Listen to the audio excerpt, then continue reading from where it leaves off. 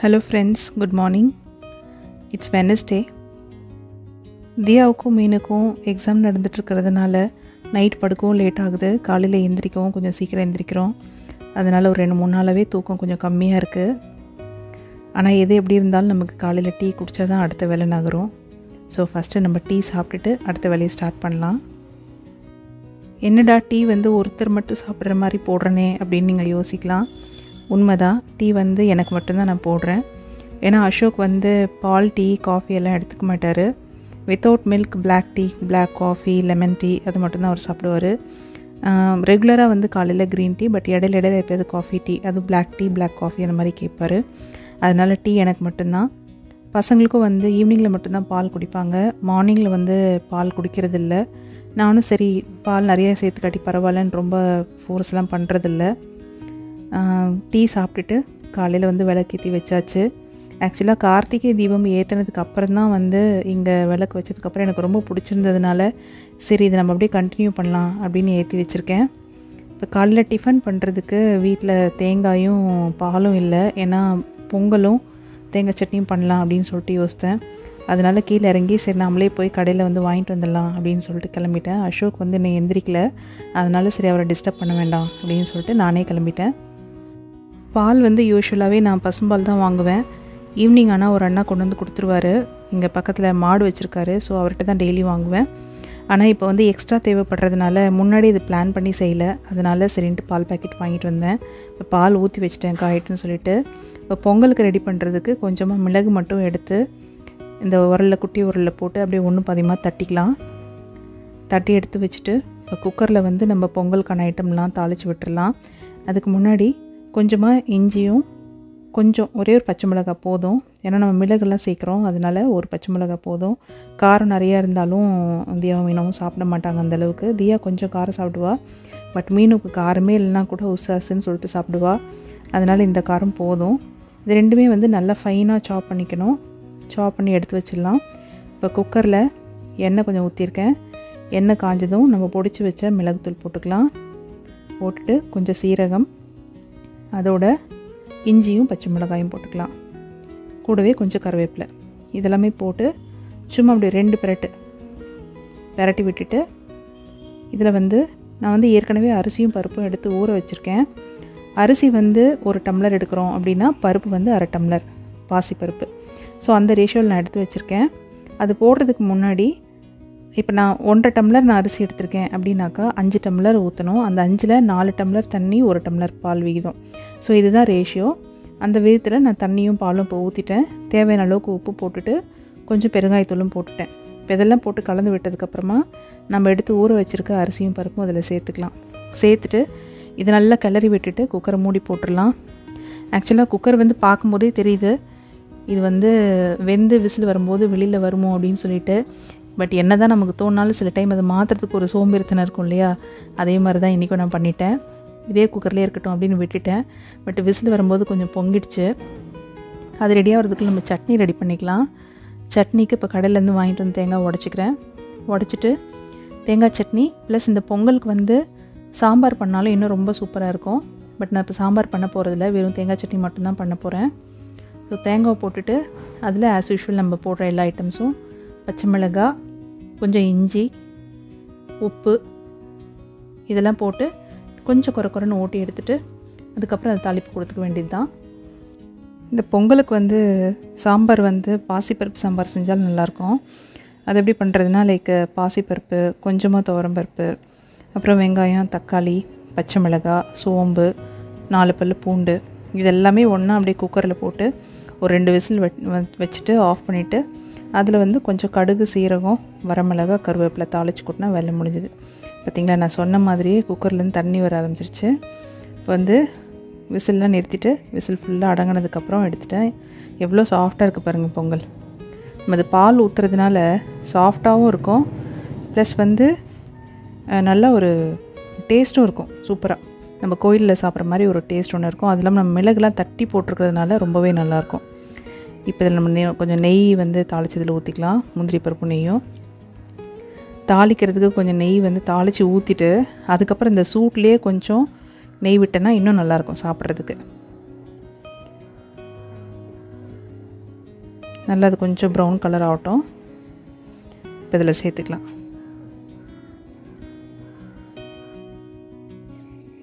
நல்ல வாசனையாக இருக்குது.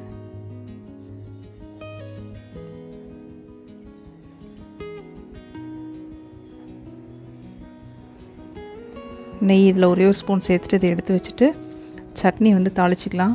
தியாவும் மீனும் ரெடி ஆகிட்டாங்க ஸ்கூலுக்கு. ஸோ சட்னி தாளிச்சிட்டு கொண்டு போய் வச்சேன்னா அவங்க சாப்பிட ஆரம்பிச்சிருவாங்க. அவங்க சாப்பிட்டு முடிக்கிறதுக்குள்ளே ஸ்நாக்ஸு, தண்ணி பாட்டிலு, லஞ்ச் எல்லாம் கட்டினேன்னா அவங்க சாப்பிட்டு முடிக்கும். இதுக்கும் டைம் சரியாக இருக்கும். ஸோ அப்புறம் தலசி விட்டுட்டு ஸ்கூலுக்கு கிளப்ப வேண்டிதான். அவங்கள அனுப்புனதுக்கப்புறம் வேறு வீட்டில் நிறையா வேலை இருக்குது. இப்போ இது கொண்டு போய் வச்சிடலாம். பொதுவாகவே பார்த்திங்கன்னா தியாவுக்கு பொங்கல் பிடிக்காது. ஆனால் இன்றைக்கி வந்து நல்லாயிருக்கு அப்படின்னு சாப்பிட்டா. இப்போ எல்லாம் வேலை முடிஞ்சுது, ஸ்கூலுக்கு கிளம்பிட்டாங்க. காலையில் எழுந்திரிச்சு பெட்ஷீட்டு தலைவாணி கூட எடுத்து வைக்கல. என் வீட்டில் பார்த்திங்கன்னா மோஸ்ட்லி தலைவாணி சேர்த்து தான் இருக்கும். ஏன்னா வந்து எல்லோரும் 2 தலைகாணி 3 தலைகாணி யூஸ் பண்ணுற டிக்கெட்டு. இதெல்லாம் எடுத்து வச்சுட்டு மற்ற வேலையெல்லாம் முடிச்சுட்டு நான் 11 o'clock முன்னாடி ஆஃபீஸ் வேலையில் உட்காரணும். ஸோ அதுக்குள்ளே டக்குன்னு இந்த வேலையை முடிச்சுட்டு கிச்சன் வந்து இதெல்லாம் எங்கெங்கே எடுத்து வைக்கணுமோ எடுத்து வச்சுட்டு டிஃபனை சாப்பிட்டுட்டு வந்து உட்காந்துனா டைம் வந்து கரெக்டாக இருக்கும். கரெக்டாக நான் வேலையில் உட்கார டைமில் மெய்டு வருவாங்க. மெய்டு வந்து பாத்திரம் தேய்க்க, வீடு கூட்ட, அப்புறம் வந்து மிஷினில் துணி போட்டேன்னா எடுத்துகிட்டு போய் மாடியில் காய வச்சுட்டு கொண்டு வந்து எடுத்து வச்சுருவாங்க. ஸோ இந்த வேலைக்கு மட்டும் நான் ஆள் வச்சுருக்கேன். சமையல் வந்து ஃபுல் அண்ட் ஃபுல் நான் தான். ஸோ அவங்க வந்தாங்கன்னா அவங்க வரும்போது திரும்ப இன்னொரு ரவுண்டு டீ எனக்கு கிடைக்கும். ஸோ அவங்களுக்கு எப்படியும் டீ போடணும் இல்லையா, அதனால் அந்த டைமில் இன்னொரு வாட்டி டீ சாப்பிட்டுப்பேன். என்ன மாதிரி நீங்கள் யார் இந்த மாதிரி ரொம்ப டீ விரும்பி சாப்பிட்றவங்கன்னு சொல்லிட்டு எனக்கு கமெண்ட்டில் போடுங்க. ஆஃபீஸ் போனாக்கா அங்கே வந்து ஒரு 11 o'clock போல் டீ சாப்பிட்டு போயிடுவேன். அதே மாதிரி ஈவினிங்கும் ஒரு 4 to 5 இன்னொரு டீ சாப்பிட்ருவேன். அது அந்த பழக்கமே தானோ இன்னும் தெரியல. வீட்டில் இருந்தாலும் கரெக்டாக அந்த டைம் ஆச்சுன்னா டீ சாப்பிட்ணும் அப்படின்னு சொல்லிட்டு ஒரு எண்ணம் வந்துடுது.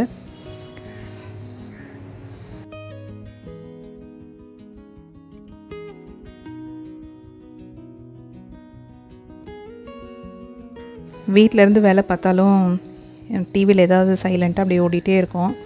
ஆக்சுவலாக இந்த ப்ரோக்ராம் வந்து பார்த்திங்கன்னா மக்கள் டிவியில் ஆஃப்டர்நூனில் 3:30 போடுவாங்க, உழவே உலகுன்னு சொல்லிட்டு. இந்த ப்ரோக்ராம் எனக்கு ரொம்ப பிடிக்கும். இது மட்டும் இல்லாமல் ஈவினிங்கில் வந்து 6:30 வந்து இதே மக்கள் டிவியில் வந்து மலரும் பூமி அப்படின்னு சொல்லிட்டு இன்னொரு ப்ரோக்ராம் போடுவாங்க. ஸோ இது ரெண்டுமே பார்த்தோன்னா ரிலேட்டட் டு கார்டனிங்கு, ஃபார்மிங்கு இதை பற்றி தான் இருக்கும். அதனால் வந்து எனக்கு இது ரொம்ப பிடிக்கும். பொதுவாகவே வந்து எனக்கு செடி கொடி இதெல்லாம் ரொம்ப பிடிக்கும். அம்மா வீட்டில் இருக்கும்போது பின்னாடி வந்து பெரிய தோட்டம் இருந்தது. அப்போலேருந்தே எனக்கு ஒரு இன்ட்ரெஸ்ட் செடிலாம் வச்சுக்கணும்னு சொல்லிட்டு. இப்போ நம்ம இருக்கிறது அப்பார்ட்மெண்ட்டுன்றதுனால பெருசாக கார்டன் மாதிரிலாம் எதுவும் வைக்க முடியாது. அதனால் மாடியில் வந்து டெரஸ் கார்டன் மாதிரி வச்சுருக்கேன். ஸோ அதனால் இந்த 2 ப்ரோக்ராம் மட்டும் கண்டிப்பாக மிஸ் பண்ணாமல் பார்ப்பேன். ஏன்னா நம்மளே வந்து அங்கே இருக்க மாதிரி ஒரு ஃபீல் கொடுக்கும். இப்போ ஈவினிங் ஆகிடுச்சு. நைட்டுக்கு டின்னருக்கு வந்து சப்பாத்தி போட்டுட்டு எக் மசாலா மாதிரி பண்ணிடலாம் அப்படின்னு சொல்லிட்டு யோசித்தேன். அதனால தான் வந்து இப்போ வெங்காயமும் தக்காளியும் வந்து நறுக்கிட்டுருக்கேன். வெங்காயம், தக்காளி இதெல்லாம் வந்து ஃபஸ்ட்டு நல்லா வதக்கிட்டு அதில் வந்து நமக்கு தேவையான காரம் லைக் மஞ்சத்தூள், மிளகாய்த்தூள், அப்புறம் உப்பு இதெல்லாமே போட்டு கொஞ்சமாக தண்ணி ஊற்றி நல்லா வதக்கி சுண்டி வந்ததுக்கப்புறம் இறக்கிட்டு அதே வானல்லே திரும்ப கொஞ்சம் எண்ணெய் ஊற்றி பச்சை மிளகாய் போட்டு தாளிச்சிட்டு முட்டையும் போட்டு தாளிச்சிட்டு, இந்த முட்டை பொரியல் செய்வோம் இல்லையா, அந்த மாதிரி முட்டையும் போட்டு தாளிச்சிட்டு முட்டை வந்து நல்லா சுருண்டு வந்ததுக்கப்புறமா ஏற்கனவே வதக்கி எடுத்து வச்சுருக்கோம்ல அந்த மசாலாவும் இதில் போட்டு சேர்த்து கிளறி நிறுத்த வேண்டியதான். அவ்வளோதான். இந்த ரெசிபி உண்மையாகவே ரொம்ப நல்லாயிருக்கும். நானுமே வந்து ஃபஸ்ட் டைம் ட்ரை பண்ணும்போது எப்படி இருக்குமோ அப்படின்னு யோசிச்சிட்டே ட்ரை பண்ணேன். பட் உண்மையாகவே நல்லா இருந்தது. அதனால தான் அதை பண்ணிகிட்ருக்கேன் ரெகுலராக. நீங்களும் கண்டிப்பாக ட்ரை பண்ணி பாருங்கள், உங்களுக்கும் பிடிக்கும். நாளையோட தியாவுக்கும் மீனுக்கும் எக்ஸாம் முடியுது. அதை நினச்சா எனக்கு இன்றைக்கே கொஞ்சம் ரிலாக்ஸிங்காக இருக்குது. பாருங்கள், இதில் வந்து கொஞ்சம் இஞ்சி பூண்டு மசாலா போடணும், அதை நான் சொல்ல மறந்துட்டேன். இப்போ மீதி மசாலாலாம் போட்டு நான் வதக்கிட்டுருக்கேன்.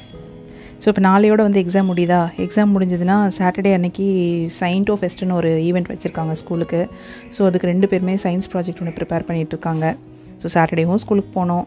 மண்டே வந்து கிறிஸ்மஸ் செலிப்ரேஷன் வச்சுருக்காங்க.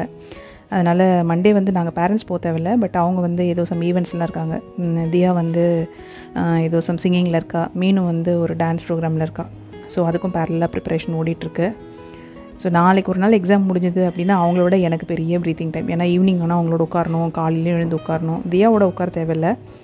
ஆனால் வந்து மீனுவோட கண்டிப்பாக உட்காரணும். ஏன்னா அவள் சின்ன பிள்ளை இல்லையா, அதனால் அவளோட கூட உட்காந்து சொல்லி கொடுக்கணும். அவள் எழுதினாலும் படித்தாலும் எல்லாத்துக்கும் பக்கத்தில் உட்காந்து பார்த்துட்டே இருக்கணும். ஸோ அதனால் அவங்களுக்கு எக்ஸாம் வந்து நம்மளுக்கு எக்ஸாம் மாதிரி தான் கிட்டத்தட்ட. ஓகே ஃப்ரெண்ட்ஸ், இந்த vlog உங்களுக்கு பிடிச்சிருக்குன்னு நினைக்கிறேன். இந்த வீடியோ வந்து கொஞ்சம் லெங்க்தியாக தான் போயிடுச்சு. இதே மாதிரி இன்னொரு vlogல நம்ம மீட் பண்ணலாம். Thank you, by.